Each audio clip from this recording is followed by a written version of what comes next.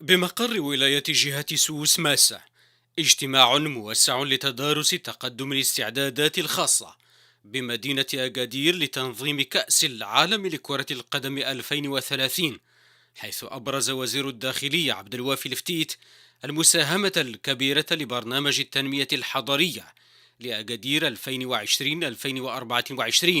الذي أطلقه صاحب الجلالة الملك محمد السادس في تعزيز الجاذبية السياحية والاقتصاد للمدينة.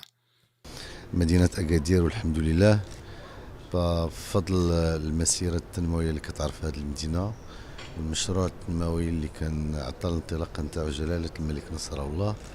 أعتقد بتسريع هذه الوتيرة وتسريع مختلف المشاريع الإضافية مدينة أكادير ستكون مدينة تحظى بمؤهلات أولا نتاع البنية التحتية، ولكن أيضا ثقافية وحضارية استثنائية.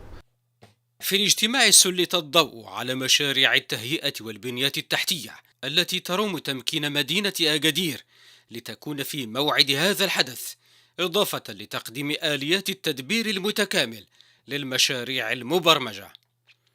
هذه المدينة هي قبلة المباريات حتى نتاع الفريق الوطني المغربي الذي سيواصل لمدة إجراء مختلف المباريات نتاعو في مدينة أكادير، وبعد ذلك ستأتي محطات كأس أفريقيا للأمم.